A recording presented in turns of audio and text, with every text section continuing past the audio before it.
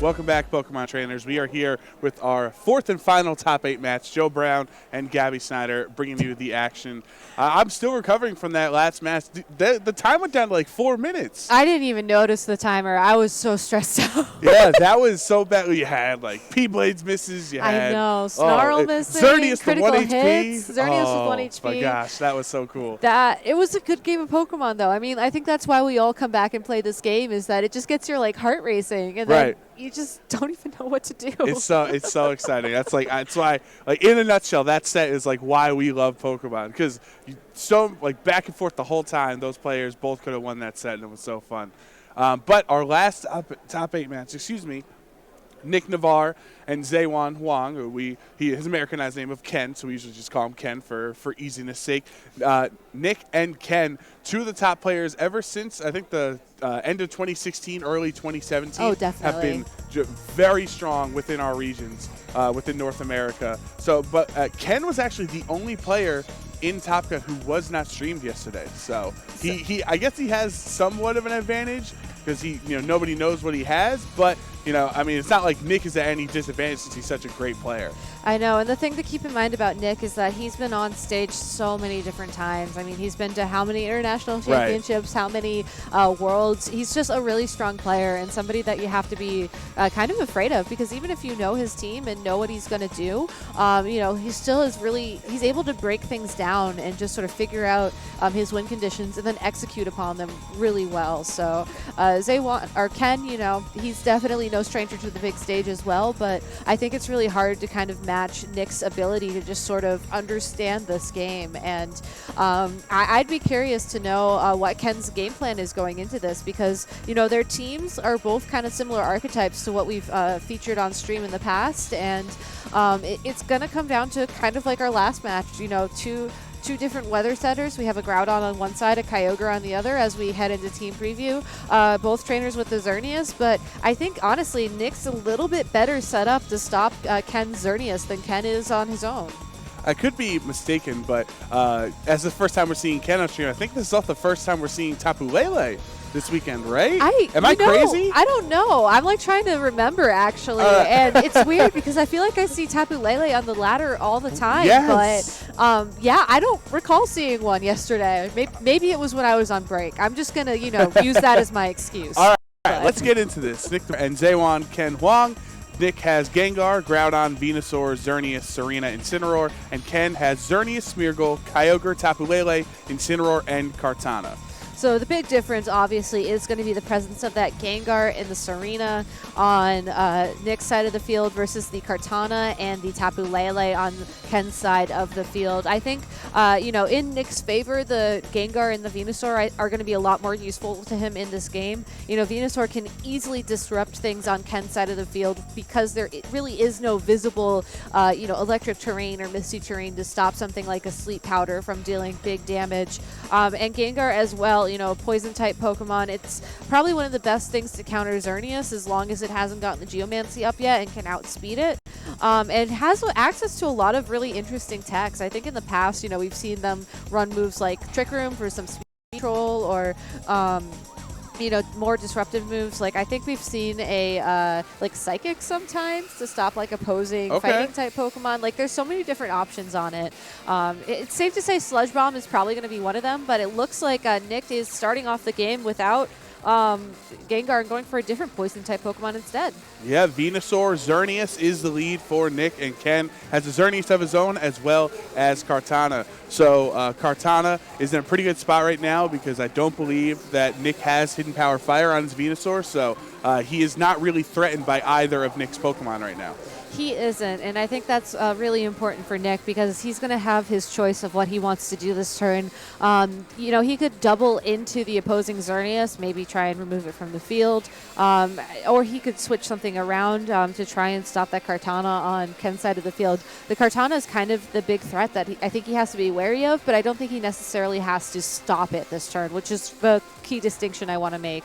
On Zheyuan, he has the Kartana and he can certainly start dealing out damage, but I think he might want to try and, buy some time. And I don't know, this could be a good Geomancy setup, but who knows? Xerneas will protect here on turn 1, and a knockoff from the Kartana going into the Xerneas, so that pretty much signifies that he has Assault Vest, because that's how you have room for that fourth attack on Kartana's moveset. The Xerneas from Ken, though, so now we're going to have an advantage Xerneas over the other one because he has the boost to his special attack, special defense, and speed. And then the last one left is Venusaur. So who could go for Sleep Powder. Going to go for Sleep Powder, and it does connect. So now, even though he got the boost, he's going to have to stay asleep. So we know that the Xerneas is guaranteed to be asleep for 1 turn. And we know that Kartana can go for a knockoff to sort of force Nick's own Xerneas to use Geomancy for 2 turns to try and get those stat boosts up. So really a safe play from Ken here to go for another knockoff. Even if that Xerneas switches out, you're still going to be removing something from one of the Pokemon on Nick's side of the field, or you're going to reveal the presence of a Z move on his team. Which is important to know. I mean, knowing which Pokemon have the potential to do that big damage at any given point in time, I think is good information, especially if these players haven't had a chance to play yet. I forgot to check this before we got started, unfortunately. Venusaur as well could just easily fire off a couple Sledge Bombs into that Xerneas spot.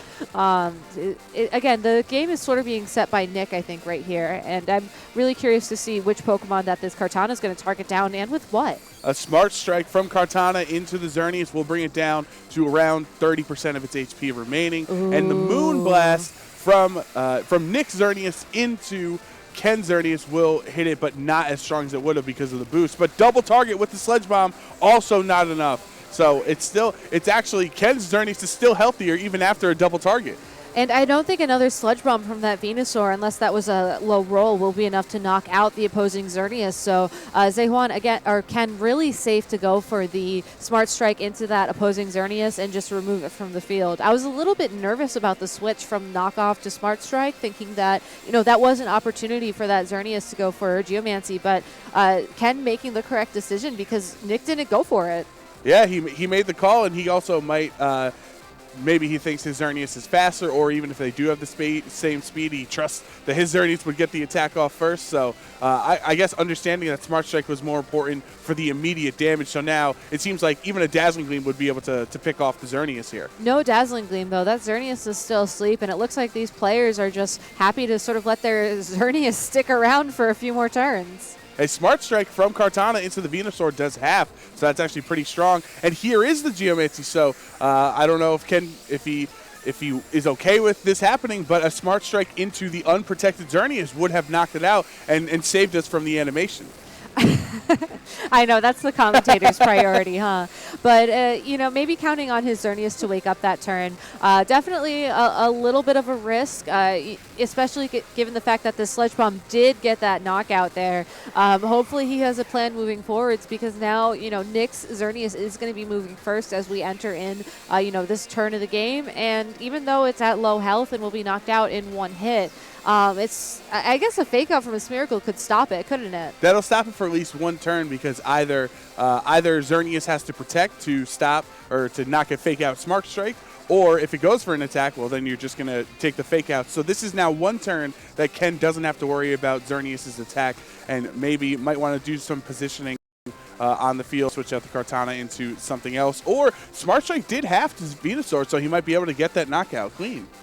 I think it depends on which Pokemon, Ken wants to remove from the field and which Pokemon he has a better plan for long term, if that makes sense. Because any knockout at this point is going to be a free switch for Nick to send in something that might be able to deal with that Kartana a little bit better. And Kartana is really the key offensive force on Ken's team right now, given how this is all playing out. Xerneas with a Protect for Nick, so expecting that Fake Out or the Smart Strike, which is what Ken goes for. No Fake Out this turn, so there's a lovely kiss. It avoids! So the Serena would have been put to sleep, but it missed. And a turn too late, Smeargle has the accuracy boost, so now he's got to wait till next turn to put Serena to sleep.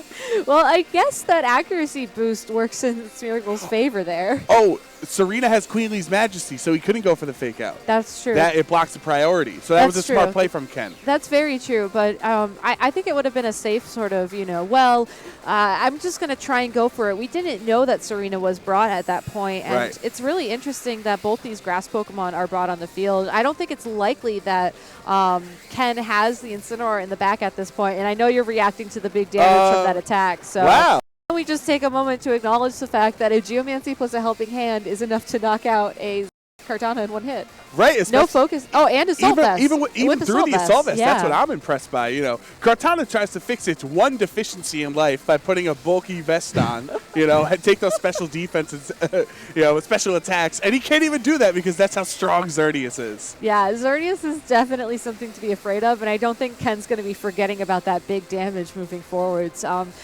We saw the Lovely Kiss connect with the Xerneas, so at least he has one turn here for this Kyogre to try and do something. But Serena has Helping Hand, has Power Whip. If Power Whip connects with that Kyogre this turn, without any sort of Intimidate or anything, that's going to be a knockout. And we know which 4 Pokemon that Ken brought.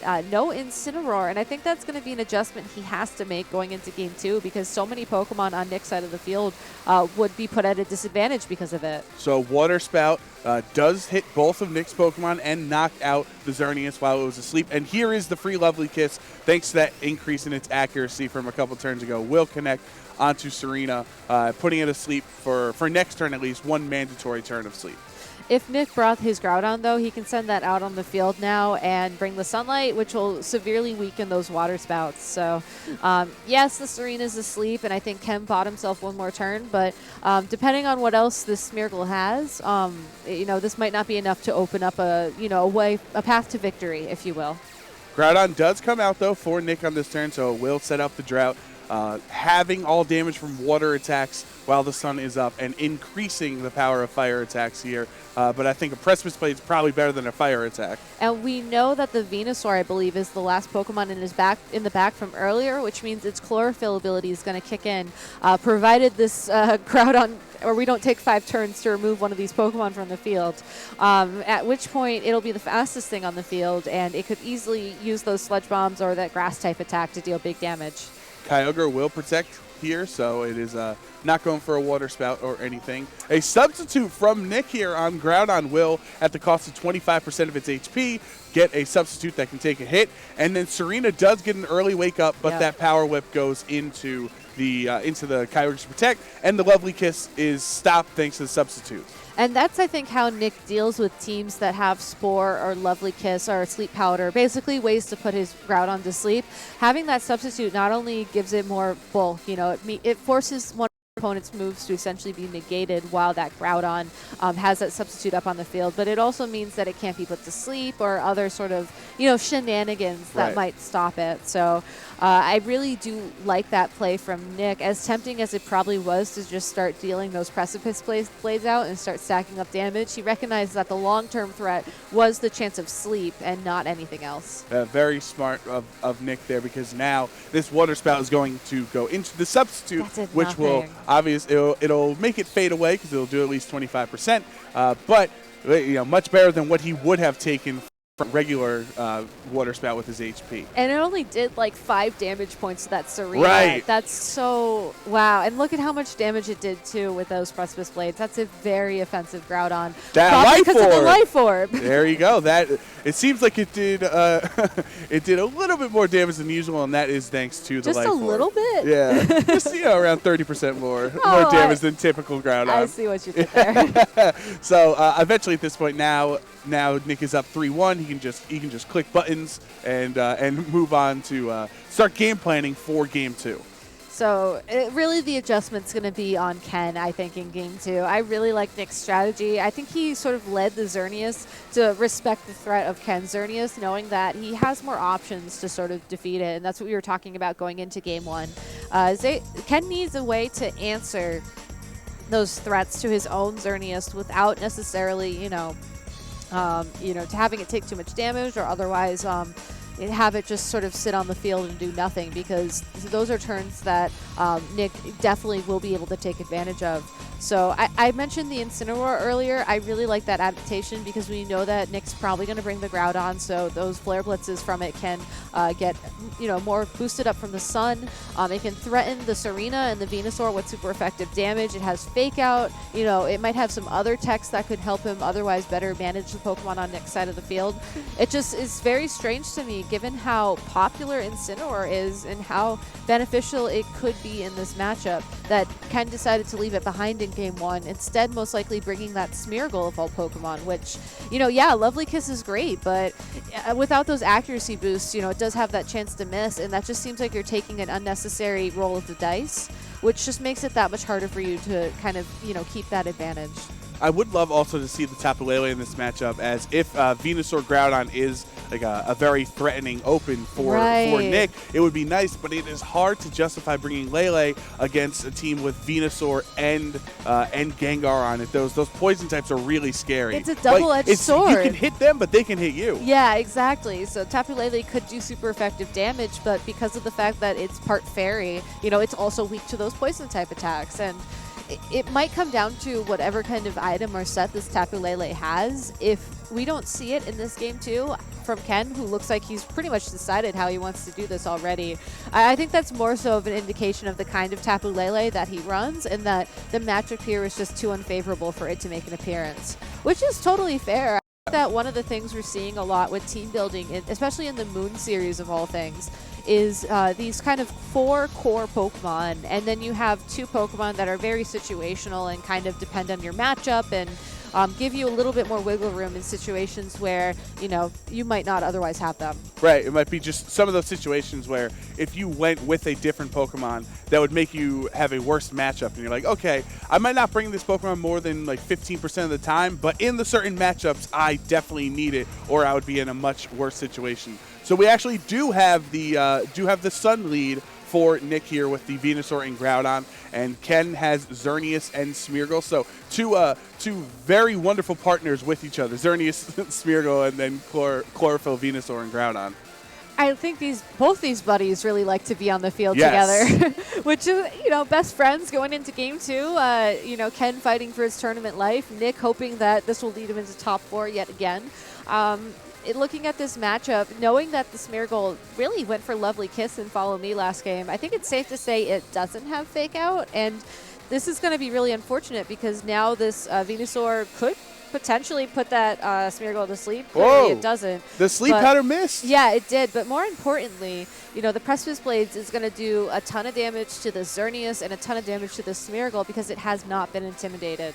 Right, and you kind of forget, like, you always just assume Groudon's at -1 because Incineroar is always on the field. Yeah, I know. So this is actually a Life Orb boosted neutral Precipice Blade that could potentially come out next turn because Nick decided to go. I swear, if Nick's life was on the line, he would click Substitute before any other move. Like, that's just his patented move. But that's a very safe play. I love it too. I mean, I think I'm a little bit more like damage.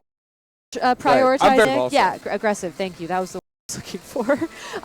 And I would have loved to have a chance to get rid of the Focus Sash on Smeargle there and start dealing damage to the Xerneas. But Nick correctly recognizing that because he does have that substitute, this gives him another chance to go for the Sleep Powder on the Venusaur after it missed that first turn, and it gives his Groudon a little bit more insurance because it can probably take one Fairy type attack from this Xerneas, as long as it doesn't lose much more health. I'm assuming it's kind of a bulky variant, and maybe the Life Orb is kind of making up for that bulk in some way.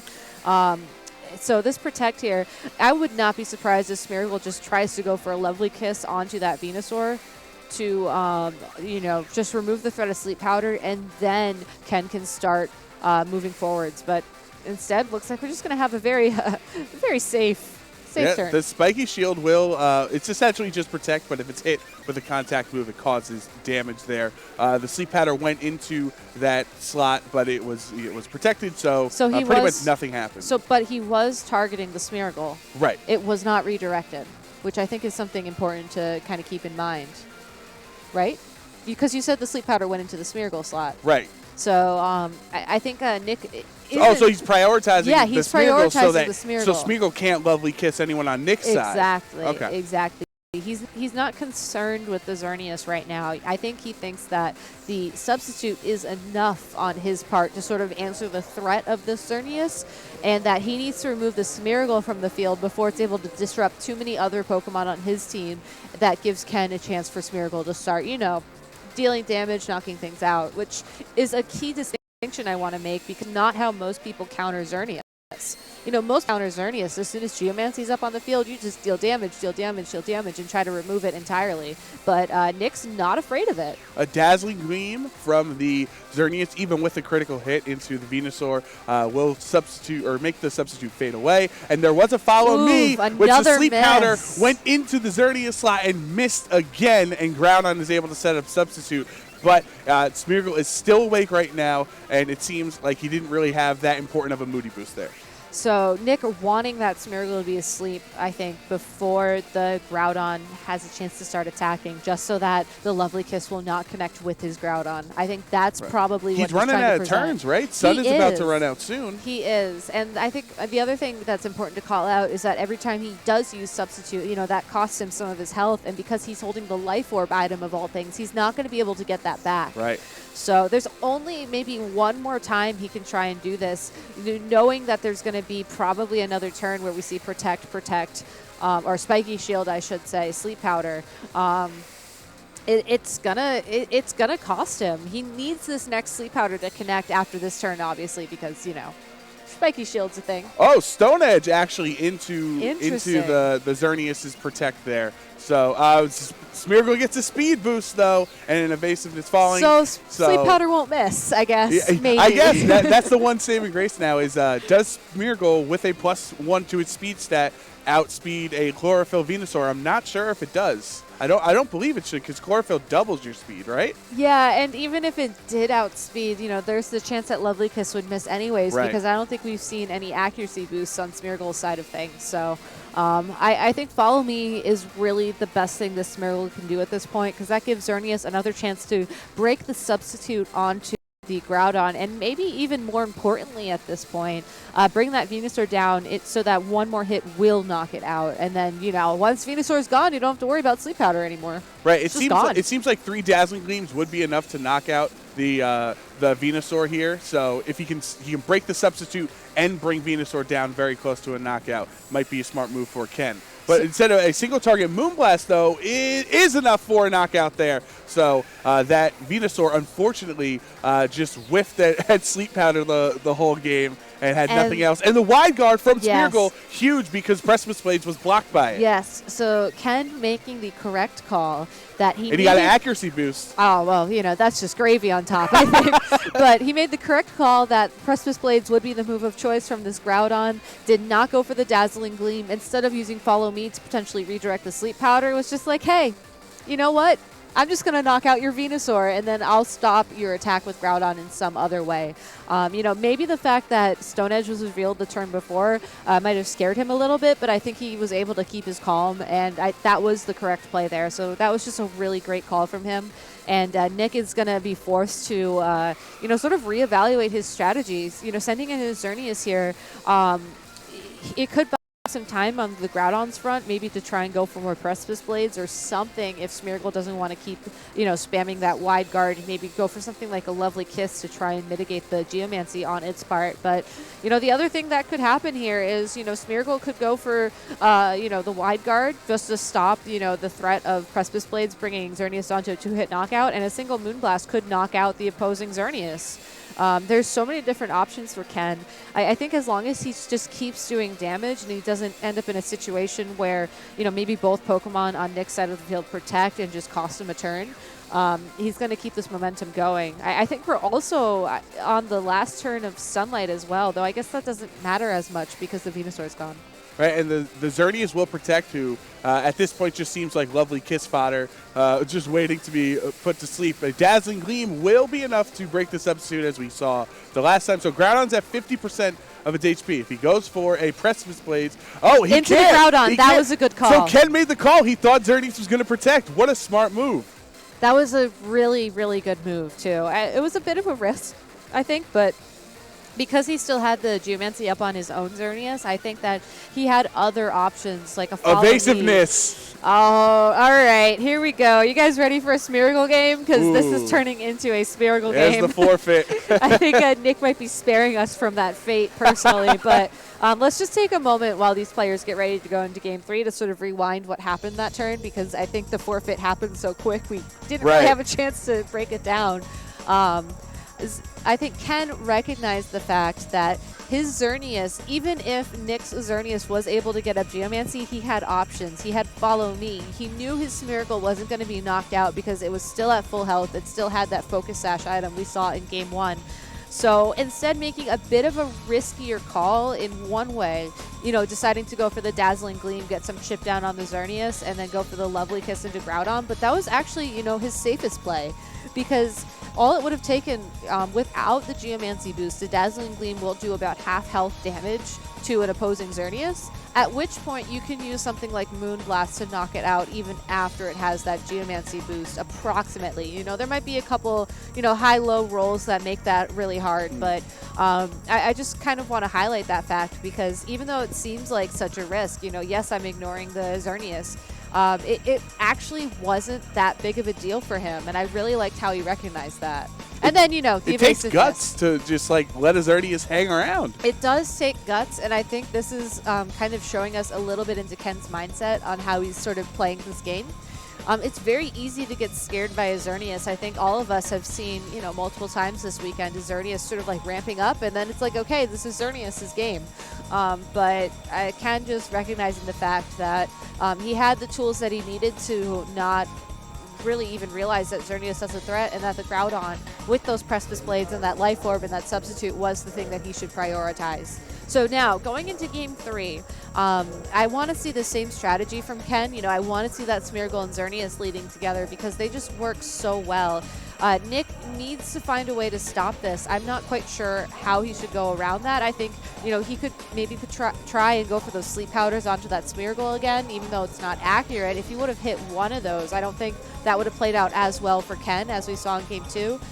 Or he could maybe mix things up a little bit. Instead of leading the Venusaur Groudon together, lead his two other Pokemon and just try and break that Focus Sash. So then, again, you just have one other way to deal with the Smeargle. You don't have to rely on something as inconsistent as a Sleep Powder as really your only choice. It's a tough call to make for Nick, and of course, the game changes drastically if any of those Sleep Powders connect, especially earlier on in Game 2. But Ken will lead Smeargle and Xerneas again, and now for Nick, we have Xerneas and Venusaur. So there is no Sun on the field as of yet. Of course, Groudon can switch in, but that wouldn't take effect until next turn for the speed tiers here. So Venusaur, maybe it's just really hoping for the Sleep Powder. Going back to Game 1, you have to remember we saw this same setup essentially, and the Sleep Powder did go into the Xerneas on Ken's side of the field after it Geomancied, and that was okay. I don't really think you need the speed boost from the Chlorophyll until the opposing Xerneas has done its Geomancies. So we are going to see the Xerneas on Ken's side of the field move first. That could be an indication of a speed tie. That could be an indication of how they're trained. We'll have to see how this game plays out to get more confirmation on that fact. But you know, if both these Xerneases go for Geomancy and the Smeargle goes for Lovely Kiss and the Venusaur goes for Sleep Powder and everything connects and is happy, you know, we might have this like interesting mirror. Whoa, double Geomancy. Who would have thought? I know. We're just basically going to wait to see, okay, which Pokemon's going to wake up first. Who's going to wake up first? Who's going to win the speed tie between the Xerneas? Like, it's very up in the air right now. And seems really unnecessarily risky for both these trainers' parts, but it's almost like it's this agreement between them where it's like, okay. Sleep Powder connects. There we go. Onto the Smeargle. Onto the Smeargle. So now it can't Lovely Kiss. And he's more worried about Smeargle being, you know, a nuisance than the damage that Xerneas is going to put out because he has his own Xerneas to handle it. So I guess last check, evasiveness rise and attack falling. So even though he's asleep, he's still going to be hard to hit. He's so pesky. And Smeargle did have his turn after Sleep Powder connected, which does mean that he can Ken can start using Follow Me, and if if it does wake up this turn, Nick is either going to be forced to rely solely on Dazzling Gleam, which is about a 2 to 3 hit knockout on an opposing Xerneas, depending on how they're trained, after the Geomancy boost, while Ken's going to be free to use Moonblast to figure out who he wants to target down. If I were in his shoes, I feel like you're forced to take a Protect here. Let that Smeargle have a chance to wake up and Spiky Shield or something. And if you don't wake up, just hope that the evasiveness boost is enough to carry you through to the next turn while your Focus Sash is still intact.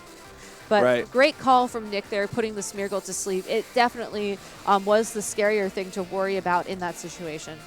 And now Xerneas on Ken's side will Protect, and the Moonblast will go into that Protect, but the Sludge Bomb into Smeargle will break the Focus Sash, bring it down very slow. It wakes up, it gets another kiss, and it misses that Xerneas, so Smeargle is not able to get another evasion boost from the Smeargle here. So it's not going to hit anything, but it's also going to be really hard to get hit. But fortunately for, I guess, Nick's sake, I mean, you just click Dazzling Gleam. Exactly, and you just hope, man. You worry, or you play actually, no, you play the Follow Me Wide Guard game. If you think your opponent's going to go for Follow Me, you use Dazzling Gleam. If you think you're going to use Wide Guard, you go for Moonblast. Dazzling Gleam?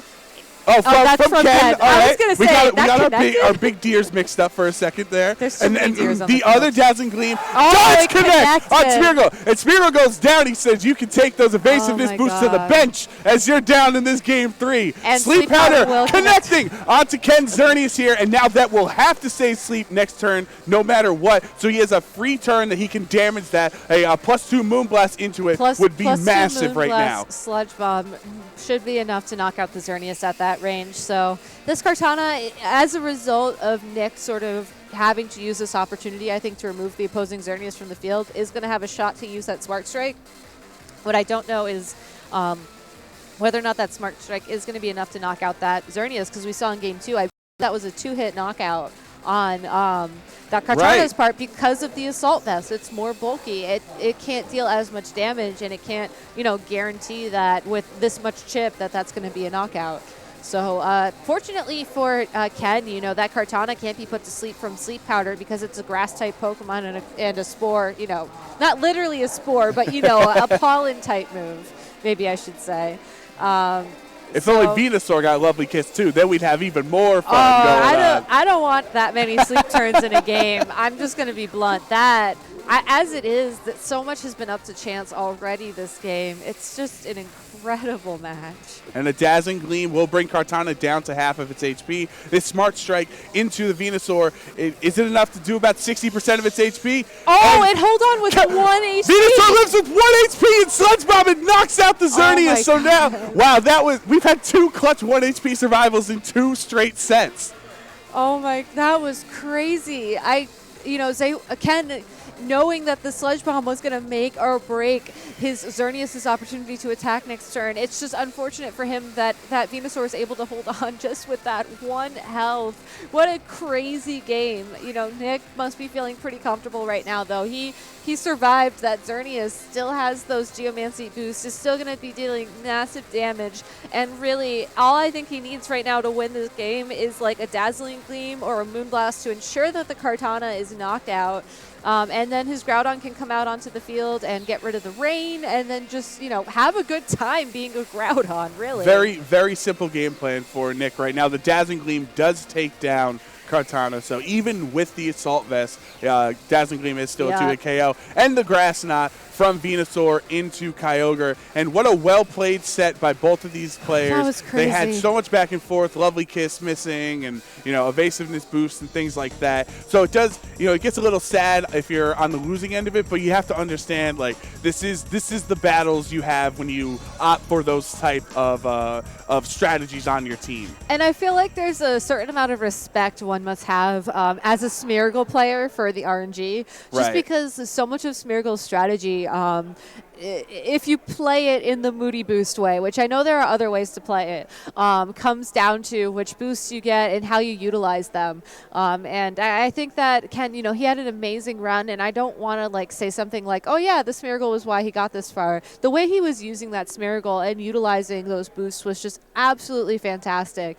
It was just very unfortunate for him that even with a +4 evasion boost, that Xerneas on Nick's side of the field was still able to find a way and sort of just kind of lock in game 3 for Nick. That's the power of being like a mainline legendary, like being on the box. He's got that extra boost. He can hit his dazzling gleams whenever he wants. I want to have that kind of accuracy, honestly, in my life. I need that. All right, so we do have the bracket for you guys here. Obviously, as you just saw, Nick Navarre